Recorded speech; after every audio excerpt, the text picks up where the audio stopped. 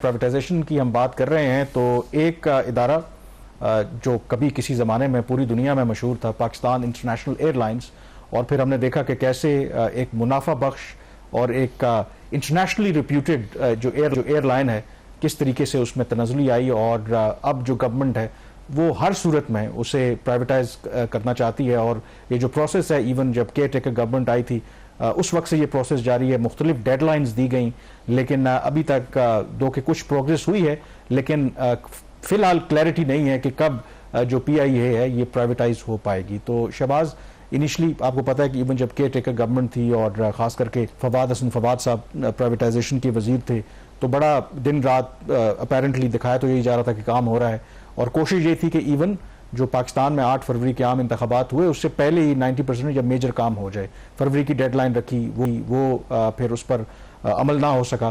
फिर ये जब गवर्नमेंट आई इन्होंने भी एक डेडलाइन रखी और फर्स्ट वीक ऑफ अगस्त और फर्स्ट वीक ऑफ अगस्त है। तो मैं यही आपसे जानना चाह रहा हूँ कि अभी क्या स्टेज है, क्या वाकई वो डेडलाइन मीट हो पाएगी? आर वी क्लोज टू इसकी प्राइवेटाइजेशन की? नहीं, यहाँ पे हजारों डेडलाइन आई हैं PIA की और हजारों गुजर गई हैं। आपकी पता नहीं ये कौन से वाली इनकी डेडलाइन मीट होगी। बहरहाल प्रोसेस काफ़ी एडवांस स्टेज के ऊपर है। जो 4 बल्कि 6 बिडर्स थे जिनको शॉर्टलिस्ट किया गया था, वो इस वक्त जो PIA की ओवरऑल जो फाइनेंशियल हेल्थ है, उसके जो एडमिनिस्ट्रेटिव मामलात हैं, उसका जायज़ा ले रहे हैं। हुकूमत की सारी एक्सपेक्टेशन ये थी कि एंड ऑफ जुलाई ये उनकी ड्यू डिलीजेंस है ये कंप्लीट हो जाएगी और फर्स्ट वीक ऑफ जुलाई और एट बेस्ट 14 अगस्त तक इसकी प्राइवेटाइजेशन कंप्लीट हो जाएगी। लेकिन अब जो डेट आ रही है वो 15 अक्टूबर की टेंटेटिवली डेट आ रही है, और वज़ीर आज़म साहब ने इस बात का उन्होंने इजहार किया है, उनकी ख्वाहिश है कि चलो 15 ना करो, 1 अक्टूबर को कर दो। तो आपको पता है प्राइम मिनिस्टर को कुछ भी कहें तो उसका एक 15 दिन या 1 महीना वो पहले कह दें नहीं तब नहीं होगा, अब कर लो। एक और ये डेडलाइन है, हम उससे पहले नहीं कह सकते होता है या नहीं होता है। इनकी अपनी डेडलाइन से देखा जाए तो एक और डेडलाइन सेट हो गई है। चूंकि माजी का इनका ट्रैक रिकॉर्ड अच्छा नहीं है, तो अगेन फिंगर्स आर क्रॉस्ड, 50-50 है, मीट होता है नहीं होता हमें आपने नहीं कहा पता। कि प्रोसेस जो है कि एडवांस स्टेज में है, 6 जो बिडर्स हैं उनको शॉर्टलिस्ट किया गया है, तो अगला तो प्रोसेस यही होना चाहिए कि फिर आप बिडिंग पर जाएं।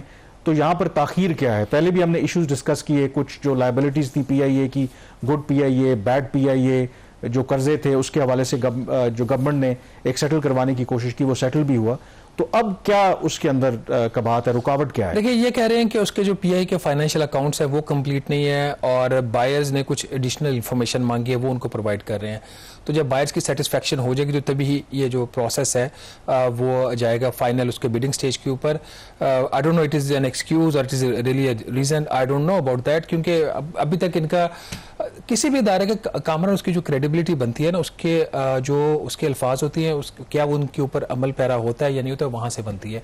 अभी तक माजी हमें यही बता रहा है कि इनकी क्रेडिबिलिटी के बड़े सीरियस इशूज़, अब चाहे वो उसकी पोलिटिकल रीजंस हों, हुकूमत के मसले मसाइल हों, और उसका जो नुकसान है और इसी पॉइंट पर मैं खबर की तरफ आने लगा था कि गवर्नमेंट तो ज़ाहिर है इन अ डेस्परेट सिचुएशन है कि PIA को फ़रोख्त करना है। तो सुना है कि गवर्नमेंट की तरफ से ये प्रपोजल है कि खरीदार की सहूलत के लिए कुछ उनको ऐसा ऑफर किया जाए ताकि ये काम जल्दी मुकम्मल हो। तो वो किस तरह पाकिस्तान में एक बड़ी अच्छी चीज़ ये है कि आपको मौत दिखा के ना तो आपके गुर्दे निकाल लिए जाते हैं। ये जैसे अब सैलरीड क्लास के हवाले से हुआ कि नहीं जी, उन्होंने तो 300 अरब रुपए की IMF की तरफ से एक कंडीशन थी कि 300 अरब रुपए का इजाफी टैक्स लगाया जाए तनख्वाहदार तबके के ऊपर। हमने तो सिर्फ 75 अरब रुपए का लगाया, ये तो आप लोगों पे हमने मेहरबानी की है। तो सेम इज एयर की जो तबाह हो गई है, लुट गई है, बिल्कुल लुट गई है। 75 अरब रुपए का नुकसान था उसका 2023 में PIA का। बट डज दैट मीन कि आप उस कुछ ऐसी डील साइन करने की कोशिश करो जिसमें ना रियासत का मफाद का तहफ़्फ़ुज़ हो रहा हो, ना हुकूमत के मफाद का, ना ही टैक्स पेयर्स के मफाद का। एक तो धचका इन्होंने टैक्स पेयर्स को पहले दे दिया था कि जो तकरीबन 850 अरब रुपए की लायबिलिटीज थी PIA की, जिसकी ज्यादातर वजह उनकी मिसमैनेजमेंट, इनएफिशिएंसी थी, वो उसमें से 630 अरब इन्होंने एक होल्डिंग कंपनी में पार्क कर दिया है। अब 3 तरह के इसके जो है ड्राफ्ट एग्रीमेंट्स होते हैं जो बाद में साइन होते हैं। जो बायर, एक उसका होता है सेल परचेज एग्रीमेंट, एक होता है शेयर होल्डर्स एग्रीमेंट, और एक होता है सब्सक्रिप्शन एग्रीमेंट। अब PIA के जो तीनों ड्राफ्ट एग्रीमेंट्स हैं उसमें जो चीज़ें सामने आ रही हैं, लग ऐसे रहा है कि जो भी खरीदार होगा उसको एक किस्म की फेवर करने की कोशिश की जा रही है, क्योंकि आपको कोई रॉकेट साइंस नहीं चाहिए होती इन चीज़ों को समझने के लिए। आपको कुछ इंटरनेशनल स्टैंडर्ड्स देखने पड़ते हैं और और माजी का तजर्बा ये जो पीटीसीएल का था, इत्तसालात ने जो खरीदा, यूएई की जो कंपनी है पीटीसीएल के 26% शेयर्स खरीदे 2008 में, वो उनकी जो पेमेंट्स कंप्लीट होना थी आज तक नहीं हुई। इसके अलावा जो के इलेक्ट्रिक है, के इलेक्ट्रिक में भी उन्होंने कुछ इन्वेस्टमेंट्स करनी थी over a period of time, उन्होंने डेडलाइंस को ब्रीच किया। तो अगर वो सारी चीज़ों को सामने रखा जाए तो अब जो इस किस्म की जो डील ये फाइनलाइज करने की कोशिश की जा रही है उससे कोई अच्छा तासुर नहीं उभर रहा। अगर हम बात तीन बड़ी चीज़ें इसके ऊपर बात कर ले, एक ये कि जितने का भी हुकूमत वो शेयर्स बेचती है, फैसला तो ये ना कि 51% से लेकर 100% तक इसके शेयर्स बेचने, में भी 51% हुकूमत बेच दे, 49% अपने पास रखे, तो जो भी उसकी जो बिड प्राइस होगी, ये प्रपोजल है, हतमी नहीं है, अभी तो एग्रीमेंट साइन होने हैं।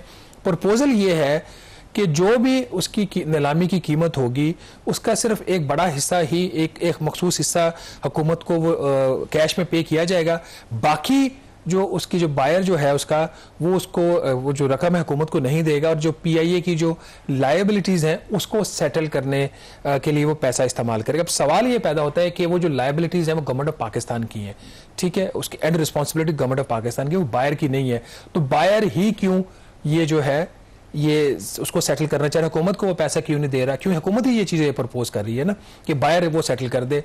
तो उसके जो अगला जो इसका पॉइंट है वो इस चीज़ को समहाउ क्लियर कर देता है कि ये वाली जो प्लान है, ये जो कंडीशन है, ये जो काइंड ऑफ फेवर है अपेरेंटली वो क्यों दी जा रही है बायर को, जो भी बायर होगा इन 6 में से। नॉर्मली एक इसके अंदर ये प्लान ये है कि पीआईए चूंकि नुकसान में जा रही है, इसके पास जहाज नहीं है, तो तकरीबन $700 मिलियन की उसको फौरी उसके अंदर इन्वेस्टमेंट की जरूरत है, ठीक है।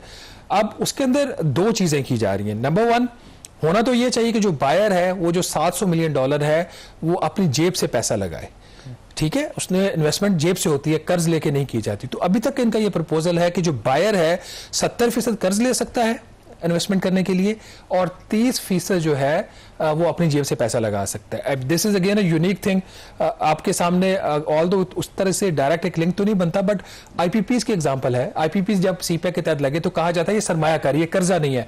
आज हमारे वजीर खजाना और जो पावर मिनिस्टर हैं वो चीन जाते हैं आज से हफ्ता पहले, और उनसे जाके रिक्वेस्ट करते हैं कि ये जो आपने पावर प्लांट्स पाकिस्तान में लगाए थे कर्ज लेके उसको रिस्केड्यूल कर दें, उसकी एक्सटेंशन कर दें, हम वापस नहीं कर सकते। एक अजीब मंतक यहाँ पे एक है ये।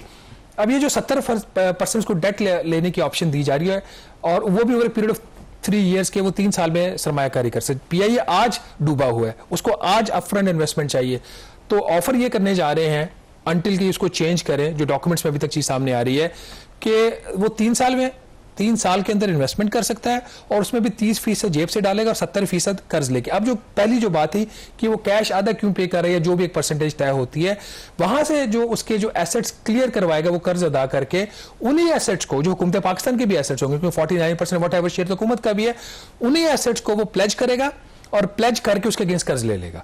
तो इस किस्म की फैसिलिटेशन जो है वो उनको की जा रही है।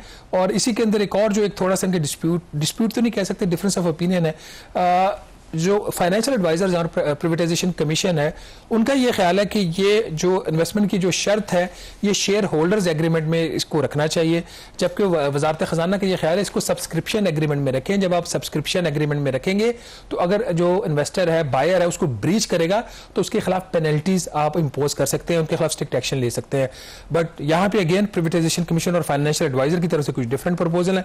तो अगर ओवरऑल आप सूरत हाल देखें, लगता है ऐसे है कामरान के हमारी जो ब्यूरोक्रेसी है, हमारी जो पॉलिटिकल लीडरशिप्स हैं, over a period of time उन्होंने सबक नहीं सीखा। आज भी वही कुछ करने की कोशिश की जा रही है जिसका माजी में बुरा नतीजा निकला है। अभी भी हुकूमत के पास टाइम है, अभी भी ये एग्रीमेंट्स फाइनल नहीं है। ये जो तमाम एग्रीमेंट्स थे इसके ऊपर एक ब्रीफिंग जो पीआई की होल्डिंग कंपनी है जिसके चेयरमैन तारिक बाजवा साहब हैं, जो फॉर्मर सेंट्रल बैंक गवर्नर हैं, उनको दी गई थी। तो वहां पर भी एक मिक्स व्यू सामने आ रहा था। कुछ जो बोर्ड मेंबर्स थे उनका ये ख्याल था कि ये जो कंडीशन है ये ठीक नहीं, इनको चेंज करना चाहिए। कुछ इसकी फेवर में थे, जो फेवर में थे वो ज्यादा प्रिवेटाइजेशन कमीशन के लोग थे या फाइनेंशियल एडवाइजर थे। तो लेट्स होप अभी भी टाइम है, हुकूमत और प्राइम मिनिस्टर चीज का नोटिस लें और खुद बुलाएं, से ब्रीफिंग्स लें कि ये जो कंडीशंस हैं ये क्यों ऐसे हैं और इनको चेंज करने की जरूरत है। अदरवाइज एक दफा फिर वही होगा जो पीटीसीएल के केस में हुआ और के इलेक्ट्रिक के केस में हुआ। और फिर